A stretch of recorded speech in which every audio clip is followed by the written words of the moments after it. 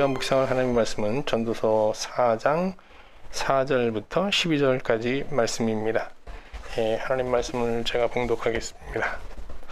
내가 또 본즉 사람이 모든 수고와 모든 재주로 말미암아 이웃에게 시기를 받으니 이것도 헛되어 바람을 잡는 것이로다.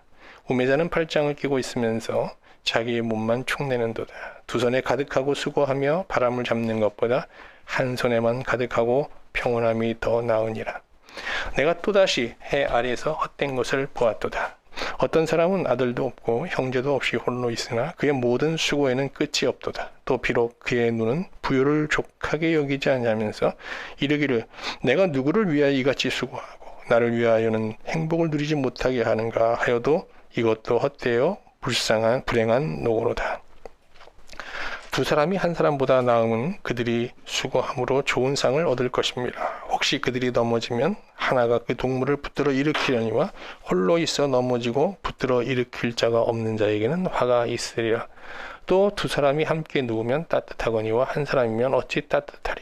한 사람이면 패하겠으나 겠거니와 두 사람이면 맞설 수 있나니 세 겹줄은 쉽게 끊어지지 아니하느니라. 아멘. 타락전 아담은 에덴에서 살았습니다.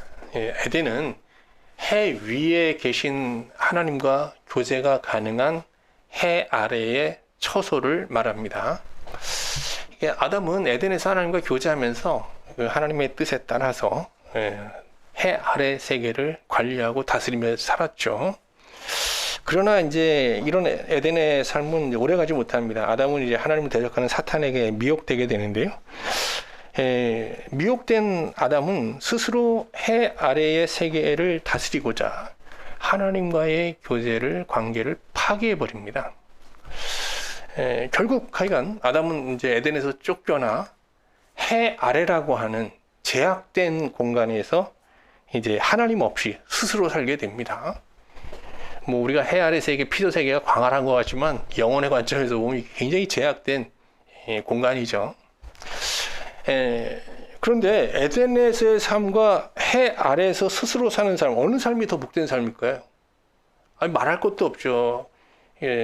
하나님과 함께 하나님의 어떤 은혜 안에서 마음의 만족을 얻으면서 또 하나님의 뜻에 따라 이 세상을 관리하며 사는 것이 인간에게 최고의 복된 삶이죠. 근데 지금 사탄에게 미혹된 아담은 이제 그 삶을 뒤로하고 이제 해 아래에서 살게 됐잖아요. 해 아래에서 삶을 살아보면 이게 아니구나 하고 이제 에덴의 삶으로 돌아가게 돼 있어요. 다 사람은.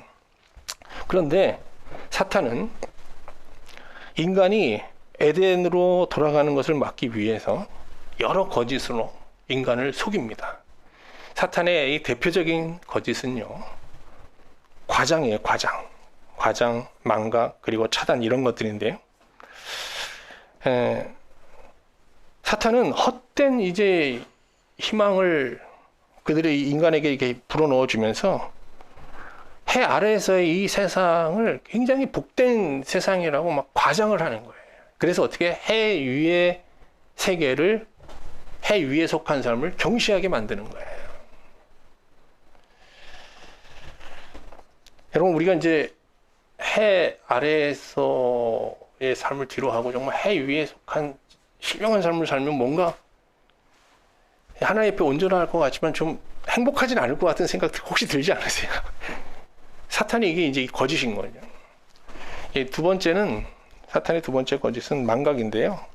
인간은 창조주 하나님에 의해서 지어진 피조물이잖아요. 이 세상에 있는 다른 피조물과 마찬가지로. 그런데 이걸 부정하는 거예요. 그래서 인간이 피조물임을 망각해 하여 창조주를 기억 못하게 하는 겁니다. 이것이 이제 사탄의 두 번째 거짓이고요. 세 번째는 인간의 내면을 어둡게 해서 부정한 본성을 못 보게 하는 겁니다. 이게 이제 사탄의 세 번째 거짓말, 은폐예요, 은폐. 사람이 얼마나 요새 이 현대인들이 똑똑해요. 근데 자기 자신에 대해서 몰라요. 이게 사탄의 속임인 거죠. 그러나 사탄에게 미혹된 인간을 하나님은 포기하지 않으십니다.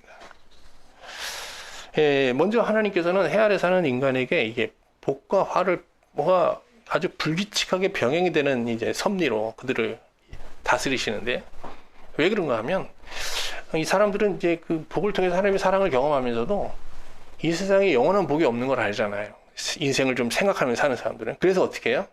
아, 이 해 아래는 정말 영원한 것이 없구나라는 걸 알고 해 위의 세계를 어떻게 해요? 바라보면서 사모하게 되는 거예요.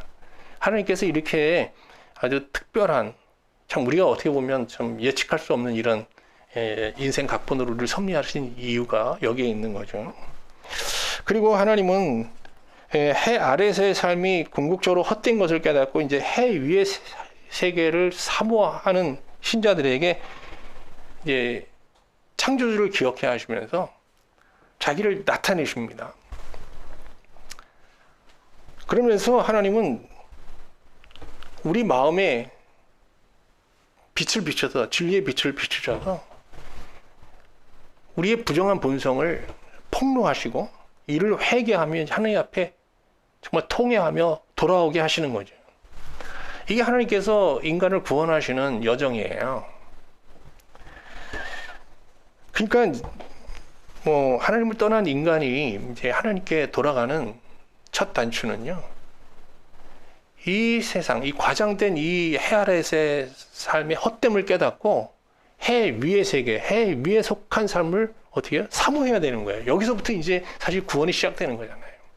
그런데 전도서는요, 그 해 아래의 삶의 헛됨을 논증하면서, 이게 해 아래의 삶이 굉장히 사탄에 의해서 과장되어 있잖아요.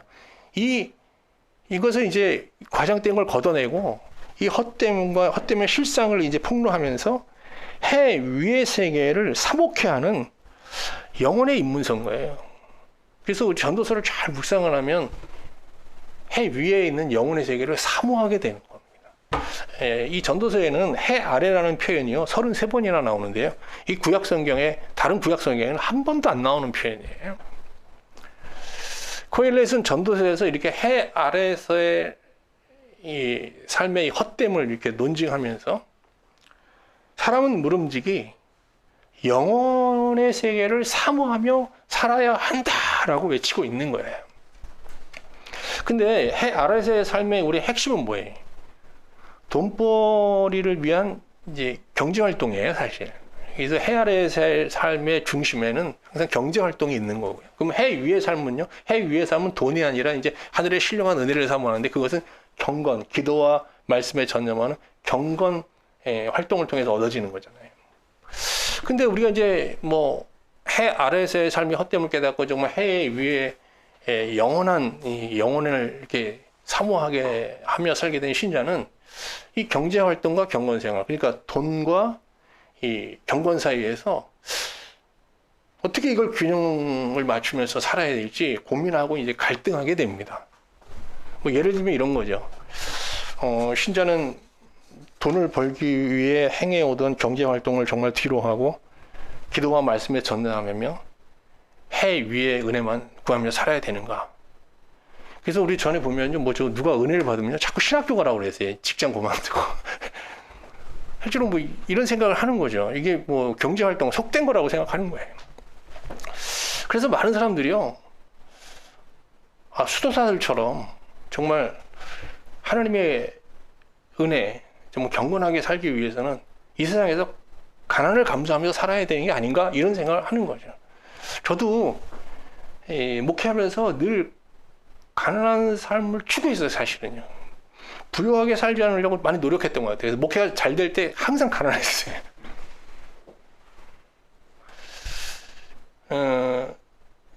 그러면서도 이런 생각이 들잖아요. 해 아래서 그냥 좀 여유롭게 살면서 해 위에 신령한 복도 더불어 누리며 사는 그런 삶은 그러면 불가능한가? 이런 생각하게 되지 않습니까? 저도 요즘 이제 뭐 주 4일은 일을 하고 경제 활동에 전념하고 남은 3일 이제 말씀 묵상을 해서 뭐 설교를 준비해서 여러분에게 이렇게 복음을 전하고 있는데요. 근데 이렇게 주 4일간 열심히 이제 그 경제 활동을 하면서 이렇게 정말 진리를 알고 뭐 진리를 전하며 살아야 하는 전도사로서 이렇게 살아도 되는 건가 하는 약간 죄책감이 있는 건 사실이에요. 근데 제가 일주일 중에 이 4일 이렇게 열심히 경제 활동을 하는 이유는요, 가장 큰 이유는 뭐 막 복음을 전하기 위해서 그런 게 아니고요. 예, 비참한 노후 생활을 면하기 위해서입니다. 예, 그렇게 뭐 고상한 목표를 가지고 막 경제 활동하는 게 아니거든요.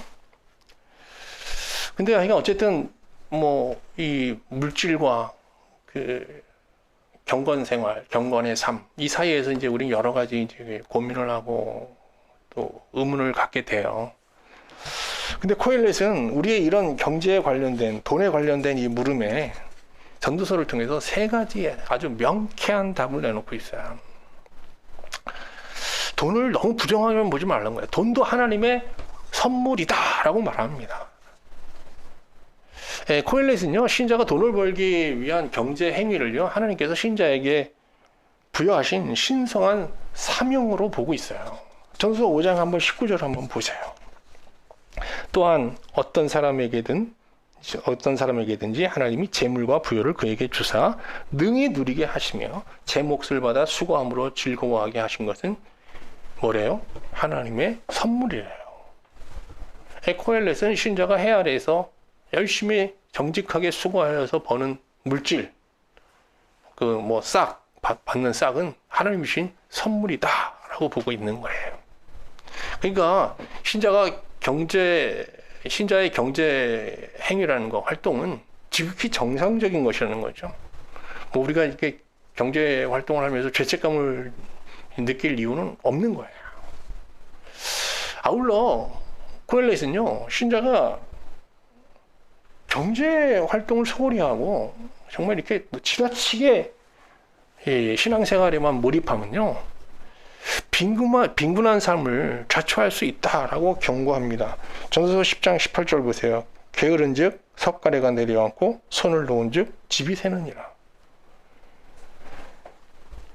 11장 6절도 볼까요? 너는 아침에 씨를 뿌리고 저녁에도 손을 놓지 말라. 이것이 잘 될는지 저것이 잘 될는지 혹 둘이 잘 될는지 알지 못합니다. 열심히 일하는 거예요. 그리고 뭐 일을 할 때 요새 젊은이들이 그러잖아요. 뭐 하다가 이 직장 언제 그만둘 줄 몰라서 또 다른 뭐 이직을 항상 별도로 준비하고 있고, 그게 뭐 잘못된 삶이 아니라는 거예요. 그렇게 살아야 된다는 거예요. 그런데 수도사들은 어떻게 살았어요? 수도사들은 해 위에 신령한 은혜를 얻기 위해서 경건 생활에 전념하면서 해 아래서의 어떤 빈곤한 삶을 자처했잖아요, 사실. 뭐 만몬주의 시대에 살고 있는 우리 현대인들이 볼 때는 너무나도 귀한 분들이죠. 이런 분들의 뭐 신앙은 정말 귀하고 또 존경할 만한 것이지만 모든 신자가 수도사처럼 살 필요는 없는 거예요. 꼭 수도사처럼 살아야 되는 건 아니라는 거죠. 어떤 분은 그렇게 살아야 되지만. 코엘렛은 수도사처럼 가난하지만 신령한 지혜를 가진 한 사람을 소개하고 있어요. 전도서 9장 14절 15절 전반절을 볼게요.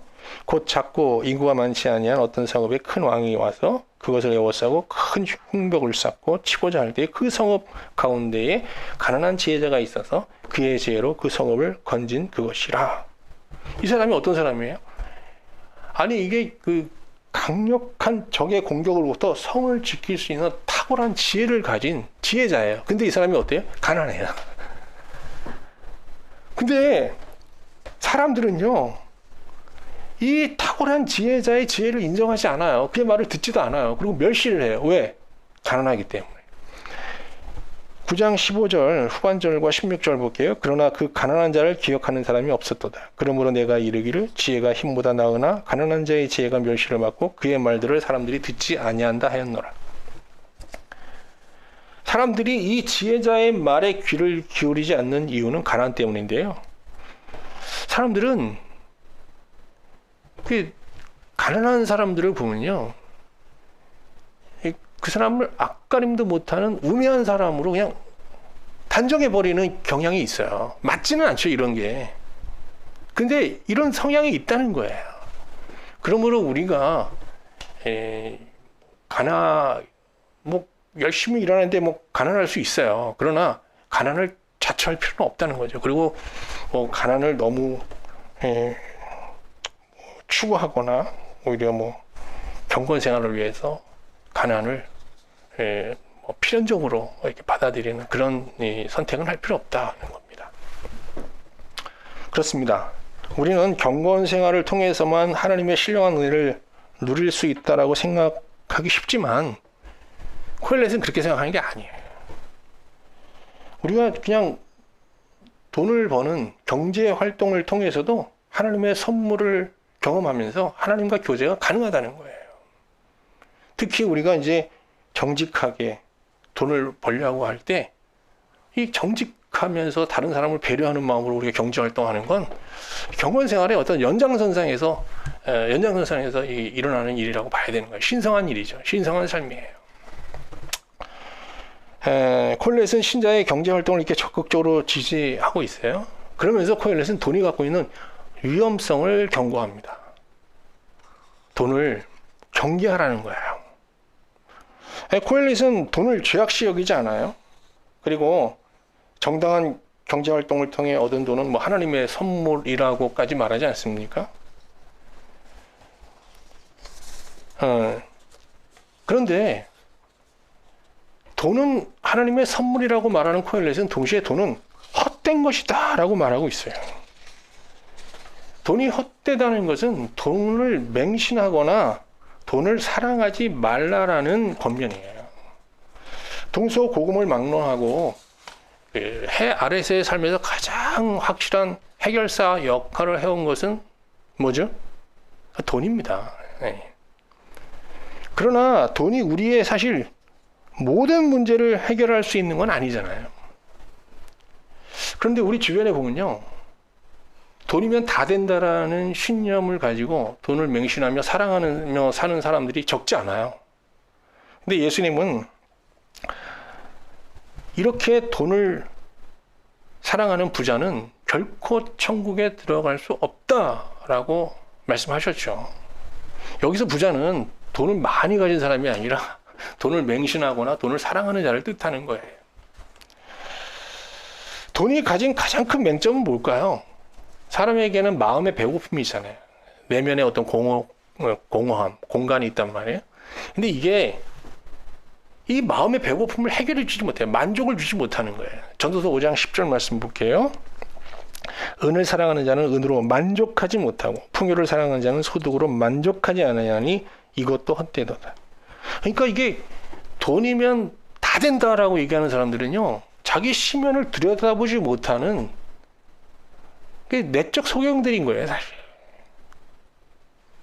그래서 우리가 이제 인문학적인 사고를 좀 할 수 있어야 되는 거예요. 그래야 진리를 발견할 수 있어요. 코엘렛은 기본적으로 우리가 일하여 번 돈은 하나님의 선물이고 복된 것이지만 그 돈을 사랑하면 이제 화가 될 수 있다고 말하는데요. 저서 5장 17절 볼까요? 일평생을 어두운 데서 먹으며 많은 근심과 질병과 분노가 그에게 있으리라. 돈을 사랑하거나 맹신하면 그 돈이 화가 된다는 거예요. 바울 사도도 돈과 관련하여 코엘렛과 일맥상통하는 그런 말을 했었죠. 디모데전서 6장 8절부터 10절 말씀, 여러분 잘 아시는 말씀이에요. 제가 다시 한번 보겠습니다. 같이. 우리가 먹을 것과 입을 것이 있은즉 족한 줄로 알 것이니라. 부하려 하는 자들은 시험과 올무와 여러 가지 어리석고 해로운 욕심에 떨어지나니 곧 사람으로 파멸과 멸망에 빠지게 하는 것이라. 돈을 사랑하며 일만하게 뿌리가 되나니 이것을 탐내는 자들은 미혹을 받아 믿음에서 떠나 많은 근심으로 자기를 찔렀도다. 돈은 그 이용의 대상이지 믿음이나 사랑의 대상은 결코 아닙니다. 바울 사도는 돈을 사랑하는 신자는 코엘렛과 마찬가지로 화를 당하게 되는데 그 화가 두 가지로 나오잖아요. 하나는 뭐예요? 파멸과 멸망이라고 경고하고 있잖아요. 파멸이라는 것은 헬라어로 홀레스론이라고 하는데요. 물질적 재난이에요. 욕심을 내다가 망하게 된다는 거예요. 여러분 그런 분들 많잖아요. 사업하다가 사업 잘 되다가 좀 욕심을 과하게 내서 또 오히려 사업에 실패를 본 분들. 그게 이제 홀레스론이겠죠. 파멸. 근데 뒤에 나오는 게 더 무서운 거예요. 멸망. 멸망은 아포레이안이라고 하는데요. 헬라어로는요. 이거는요. 영적 죽음을 뜻하는 거예요. 그러니까 돈을 사랑하는 신자는 결국 하나님을 떠나는 영적 죽음에 이르게 된다는 것이죠. 예수님께서는 수시로 하나님과 돈을 동시에 사랑하는 것은 불가능하다라고 이제 말씀하셨습니다. 이는 우리가 돈이라는 건 그냥 물질이잖아요, 사실. 근데 이 돈을 우리가 사랑하게 되면 이 돈이라는 게 하나님을 대적하는 만몬이라는 인격을 가진 신처럼 우리를 지배해 버리는 거예요. 그래서 만몬이라고 하잖아요. 만몬. 근데 우리가 이제 인간은 신을 이길 수가 없어요. 그래서 만몬의 지배를 받게 되면 여기서 벗어날 수 없는 거예요. 그런데 다시 돌아가 봅시다. 그러면 만몬의 지배를 받는 사람, 부자가 구원받을 수 있는 길은 없나요? 그들은 이제 끝난 걸까요? 그렇지 않아요. 예수님이 그랬잖아요. 부자는 천국에 들어가는 것이 어렵다 그러면서 또 뭐랬어요? 근데 하나님은 하실 수 있다고 했어요. 만몬의 지배, 돈을 사랑하여 만몬의 지배를 받는 자라도 하나님의 손에 붙들리면 하나님께서 만몬을 물리쳐 주시는 거죠. 그래서 우리가 자꾸 돈을 사랑하게도 돈에 집착하게 되면 더 하나님이 힘써 찾아야 되는 거예요. 그래야 우리가 이 만몬의 지배에서 벗어나 자유롭게 하나님을 섬기게 되는 거죠. 자, 이렇게 코엘렛은 신자가 이렇게 돈을 벌면서 경제 활동을 하면서 죄책감을 느낄 필요는 없다.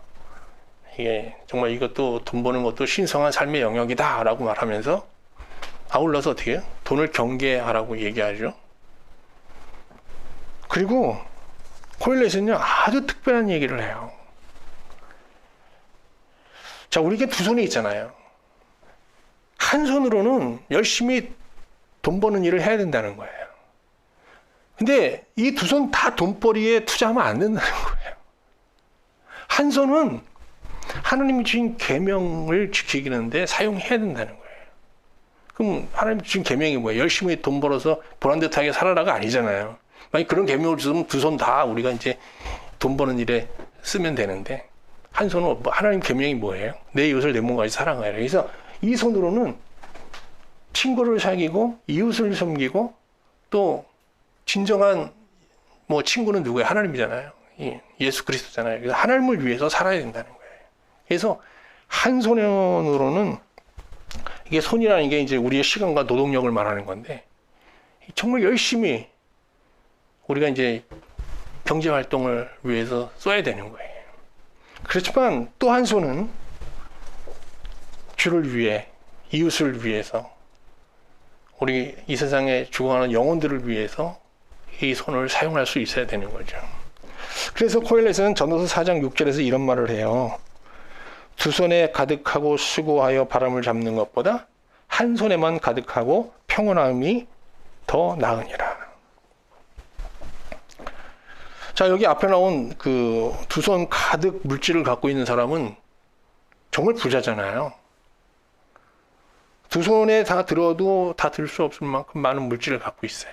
그런데 이런 사람은 어떤 사람이에요?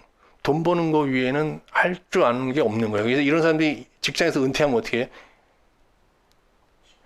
아무도 없어요. 그리고 할 수 있는 게 아무것도 없어요.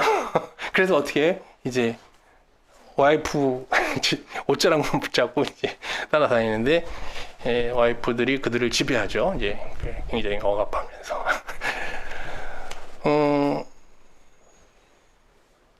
지금 이렇게 열심히 일만 하는 사람들 한번 보세요. 옆에 사람이 없는 건 아니에요. 근데 어떤 사람들이에요? 이게 다 그 경제 활동과 관련된 사람들이잖아요. 상호 내밀한 교제를 나누는 사람은 없어요. 그런 사람들 가운데 늘 전화로 바쁘죠. 근데 다 뭐예요? 사업상 만나는 사람들이, 교제하는 사람들이에요. 반면 한 손 부자, 한 손 신자는 어때요? 한 손에는 물질이 있어요. 근데 다른 한 손에는 뭐가 있어요? 사람을 섬기고 있잖아요. 그래서 사람이 있어요. 자기의 서로의 내밀한 이 내적 문제를 같이 고민하고 나누는 친구가 있어요. 코엘렛은 두 손 부자보다 한 손 부자가 더 복되다고 말해요. 물질의 양으로 보면 두 손 신자가 더 복되죠. 그러나 한 손 신자가 왜? 그가 넘어졌을 때 그에게는 일으켜줄 친구가 있다는 거예요.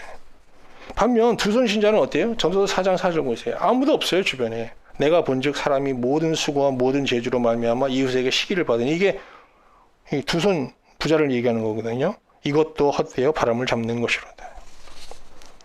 그러나 한 손 신자는 넘어졌을 때 일으켜줄 친구가 있어요.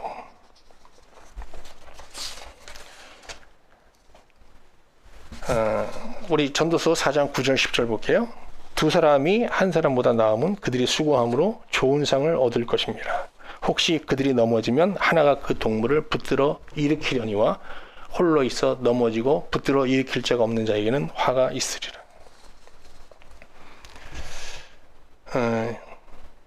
오늘 이렇게 여러분 말씀을 보면서 예수님께서 말씀하신 그 불의한 청지기 비유가 떠오르지 않으셨어요?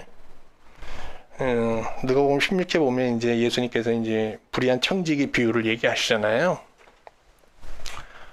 이 비유에 보면요, 그 이제 주인이 재물을 관리하는 청지기가 자기 재산을 낭비한다는 정보를 이제 받게 돼요. 이에 주인은 청지기를 불러서 이제 해고를 통보하죠. 언제까지 너 일하던 거 마무리 짓고 청지직을 내려놔라. 청지기는 그가 맡았던 일을 이제 정리하게 되는데요. 정리하면서 해고된 이후에 그가 먹고 살 것을 이제 고민하다가 묘책을 발견하게 됩니다. 세우게 됩니다. 그가 세운 묘책이라는 게요, 굉장히 불법적인 거예요.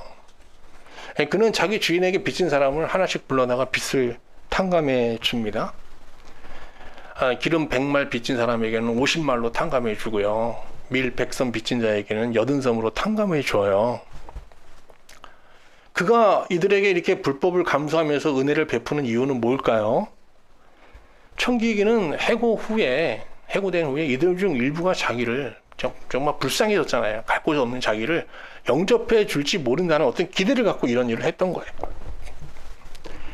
그런데 주인은 이 사실을 알고 그 청지기를 책망해야 되잖아요. 근데 이제 이 비유의 참 반전이, 주인이 이 청지기를 불러서 칭찬을 해요.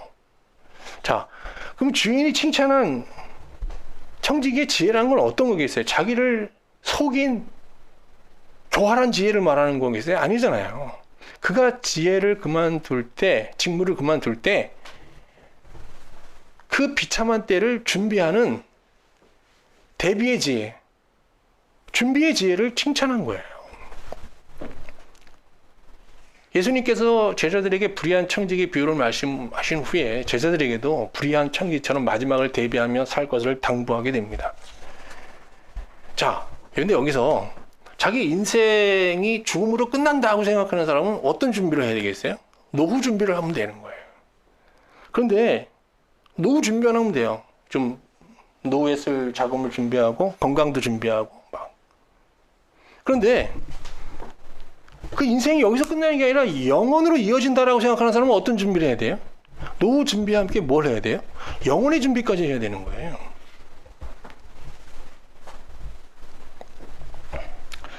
자, 그러면 우리가 이게 영원의 준비를 하는 최선의 방법은 뭘까요? 예수님께서 말씀하시는 거예요. 누가복음 16장 9절입니다. 그러므로 내가 너희에게 말한다. 불의한 재물로 친구를 사귀어라. 그래서 그 재물이 없어질 때에 그들이 너희를 영원한 처소로 맞아들이게 하여라. 여기서 불의한 재물이라는 것은 문자적으로 좀 부당하게 획득한 재물을 말하는 것이 아니라 하늘의 보화와 대립되는 이 세상, 이 해 아래에서의 자원들을 말하는 거예요. 그러니까 여긴 돈뿐만 아니라 이 해 아래에서 우리가 갖고 있는 뭐 재능, 시간, 뭐 능력 이런 게 다 포함되는 거죠. 이거를 사용해서 어떻게 해요? 친구를 사귀라는 거예요. 친구를. 근데 이 세상의 자원이라는 거, 이게 사실은 하나님께서 이 세상을 창조하신 거잖아요. 그러니까 이게 다 어떻게 하면 하나님이 사실 주신 거예요. 하나님 거예요, 소유는. 그러니까 이 세상의 모든 재물은 창조주 하나님의 것이잖아요. 그러니까 우리는 지금 하나님 앞에는 어떻게 다 청지기로 살고 있는 거예요. 근데 하나님의 것을 그러면 하나님의 뜻대로 우리가 사용하면서 산 사람 여기 있어요? 우린 다 하나님 보실 때 불의한 청지기인 거예요. 우리가 불의한 청지기로서 이제 어떻게 살아야 되냐? 정말 이게 하나님의 뜻대로 내 시간과 물질과 남은 인생을 다 살아가야 된다. 물론 그런 생각을 할 수 있지만 안 돼요. 그거 어려워요. 현실적인 방법이 뭐냐? 우리에게 주신 이 땅의 자원, 세상의 재물로 예수님 말씀하잖아요. 영혼의 벗을 사귀는 거예요. 내가 아내한테 이 설교 이렇게 준비하고 나서 영혼의 보신령으로 물어봤더니 있다 그러더라고요. 그래서 누구냐 그랬더니 저라고 그러더라고요. 그래서 한 명이면 족하다 그러더라고요. 그래서 그건 좀 여기 복수예요. 영혼의 벗들을 사귀라 좀 늘어나야 돼요.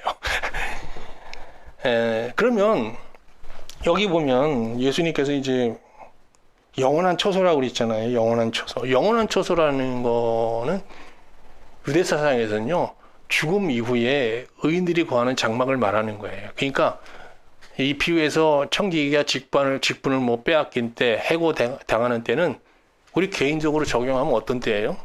사실 죽을 때예요. 죽을 때. 근데 우리가 이 세상에 있는 재물로 영혼의 벗들을 이렇게 사귀고 살면요, 죽었을 때 어떤 일이 일어나는가 하면요, 영원한 처소에서 하나님의 영접과 함께, 하나님 아버지의 영접과 함께 많은 친구들의 영접을 받게 되는 거예요. 고린도후서 5장 1절 한번 다시 보겠습니다. 우리 다 아는 구절이지만 한번 볼게요. 땅에 있는 우리의 장막집이 무너지면 하나님께서 지으신 집, 곧 사람의 손으로 지은 것이 아니라 하늘에 있는 영원한 집이 우리에게 있는 줄 압니다. 저도 이제 한국에 와서 집이 없으니까 이제 월세로 시작했어요. 그래서 이제 지금은 이제 전세 대출 받아서 월세 같은 전세를 살고 있고, 또 이제 이렇게 살면서 또 전세로 바꿔지겠죠. 열심히 또 일하니까. 또 뭐 가능하면 뭐 조그만 집을 하나 살 수도 있겠죠. 이 세상에서 우리가 가진 자원과 물질로 할 수 있는, 근데 이 집은 영원한 집은 아니잖아요. 우리는 이 집과 함께 어떤 집을 준비해야 돼요? 영원한 집을 준비하며 살아야 되는 거예요. 그 영원한 집은 그런데 혼자 들어가는 게 아니에요. 함께 들어가는 거예요. 누구와? 영혼의 벗들과. 그래서 우리가 영혼의 집을, 영혼의 세계를 준비하는 최선의 방법은 이 땅에 있는 물질을, 이 세상 사람들이 보면 좀 낭비가 질지 모르지만 주를 위해서, 이웃을 위해서 쓰는 거예요. 좀 과하게 쓰는 거예요. 낭비하는 거예요. 정말 그 신실한 신자들은요, 자기 자신을 위해서는 물질을 참 인색하게 쓰는데요, 좀 어려운 지체들을 보면 과하게 쓰죠. 이게 사실은 다 계산을 갖고 하는 거예요, 여러분. 계산이 없는 게 아니에요. 저도 약간 그런 성향이 있는데, 아주 미약하지만. 뭐 그냥 손해보는 짓을 하는 건 아니에요. 나도 다 계산이 있는 거예요. 왜? 영혼을 생각하고 살기 때문에. 자, 그래서 저도 한 손은 경제 활동을 위해서 일하고 한 손은 영혼을 위해서 일한다고 볼 수 있어요. 지금 비율이 좀 너무 과해요, 이쪽이 좀 요새는 경제. 근데 어쨌든 이렇게 하고 있는데, 자, 저는 기본적으로 열심히 일하며 살지만 돈을 벌기 위해서 하는 이 한 손의 수고는 궁극적으로 헛되다는 거 알아요. 이거로 죽음의 문제 해결하지 못하죠. 죽음 이후에 어떤 삶도 해결하지 못해요. 근데 여기서 번 거 가지고 이 돈으로 잘 쓰면, 이거는 어떤 수고예요? 이거는 뭐 경제적으로 보면 손해보는 거잖아요, 이 수고는. 근데 이 수고, 주를 위한 수고라고도 하고 경건의 수고라고도 할 수 있는데, 순종의 삶이라고 할 수 있는데, 이 순종의 이 수고는요, 영원한 거죠. 유익한 거죠. 하나님이 일시적으로 맡기신 시간과 재물과 은사와 성품을 주를 위해, 주의 계명을 위해, 이웃을 위해, 영혼들을 위해서 우리가 사용한다. 그런 자는 정말 복된 자예요. 이게 한손신자거든요. 한손신자. 한손신자는 마지막 날 아버지 집에서 하나님의 환대와 함께 많은 친구의 영접을 받게 될 것입니다. 오늘 전도서 여러분과 같이 묵상하면서 한 손으로는 누구보다 열심히 일하면서 또 한 손으로는 주를 위해서 수고하는 지혜로운 청지기로 살아갈 수 있기를 소망하게 됩니다. 우리 주님.